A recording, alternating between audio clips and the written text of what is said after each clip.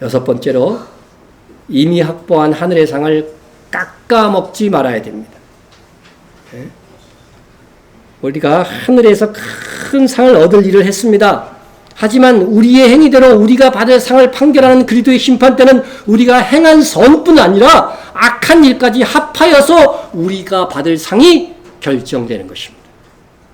여러 번 말씀드렸죠? 이는 우리가 다 반드시 어디에서요?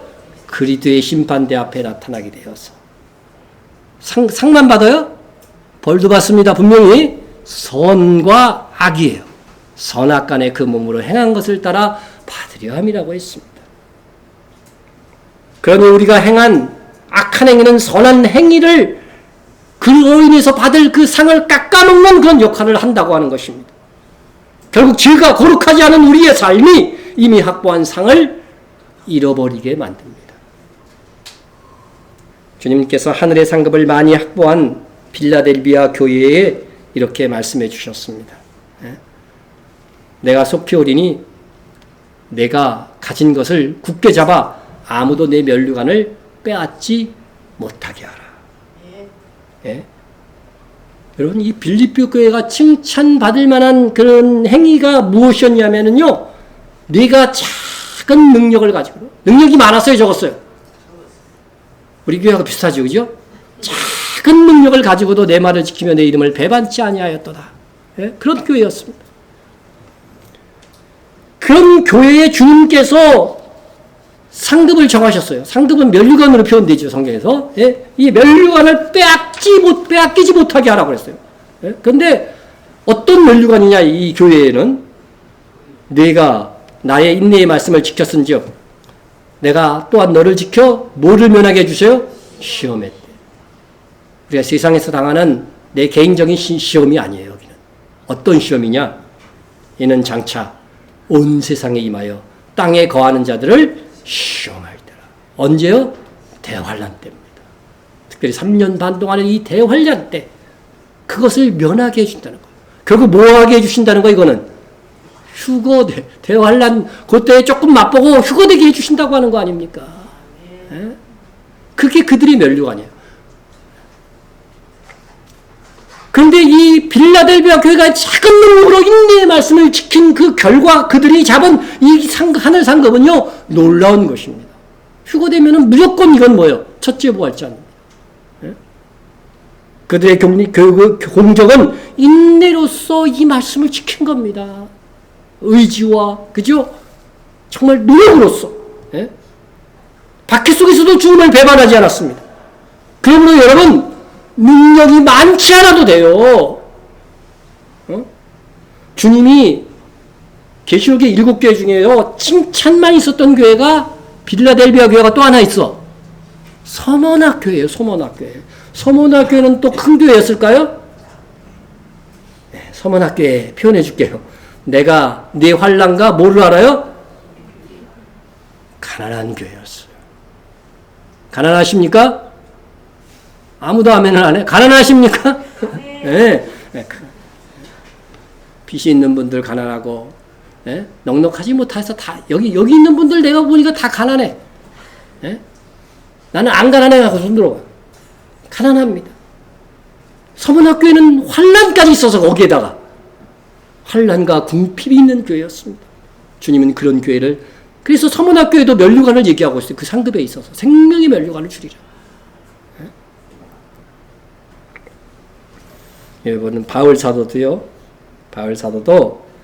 하늘 상급을 받도록 우리에게 이렇게 독려합니다. 너희도 상을 받도록 이와 같이 다름질하라 독려한 이후에 뭐를 두려워했냐면요, 이 상을 잃어버릴까 봐 두려워했어요. 내가 내 몸을 처복종케 하면 내가 남에게 전파한 후에 자신이 도리어 버림을 당할까 두려워합니다. 그렇죠? 여기서 버림을 당하는 것은 무엇에 대한 버림이에요? 상입니다. 상에 대한 버림을 받을까 봐 두려워한 것입니다. 육신의 정욕으로 인해서 내가 또 죄를 짓는 것을, 교만할 것을 인해서 자기를 쳐서 복종시키지 못해서 혹이라도 내가 상을 잃어버릴까, 그거를 두려워해야 돼요. 세상을 두려워하지 말고요, 상 잃어버릴까 봐 두려워해야 돼요. 이 바울과 같은 영성을 가진 사람이 그러한 것입니다. 위대한 사도조차도 이미 확보한 하늘 상급을 잃지 않기 위해 자기 몸을 쳐서 복종케 하며 육신의 정욕과 죄와 이 거룩한 싸움을 했다면 우리도 다르지 않습니다. 우리도 경건한 사도조차 내 몸을 쳐서 복종시킨다고 하는 이 표현을 썼다고 한다면 우리도 그러해야 하지 않겠습니까? 부단히 그리고 철저하게 내게 일어나는 육신의 정욕을 쳐서 복종시키고 일어나는 죄의 소원들을 다스려내야 이미 쌓아놓은 하늘의 공적을 우리가 지킬 수가 있습니다. 여러분, 돈을 버는 것도 우리 인생을 통해서 경험했잖아요. 돈을 버는 것도 중요하지만 이 돈을 잃어버리지 않는 거. 왕창 한번 돈 벌고서 한번 그냥 실수해갖고 왕창 잃어버리는 경험 있어서 없었어요, 여러분? 거의 다 있었더라고. 그러니까 들어보면 인생 속에서 그와 같은 것입니다. 하늘의 상을 많이 수고해서 쌓아놓았는데 그거 한순간에 엉뚱한 짓 해갖고 잃어버리면 안 되는 것입니다. 그러기 위해서는 우리가 세상 사는 동안 내 몸을 쳐서 복종시키는 거룩의 노력과 죄의 소원을 다스려 쌓아놓은 상을 잃지 않도록 해야 하는 것입니다. 여러분, 영원히 변질되지 않고 잃지도 않을 하늘의 큰 상을 얻고자 한다고 한다면 여러분, 첫째, 사명을 잘 감당하십시오. 둘째, 주의 사랑을 실천해야 됩니다.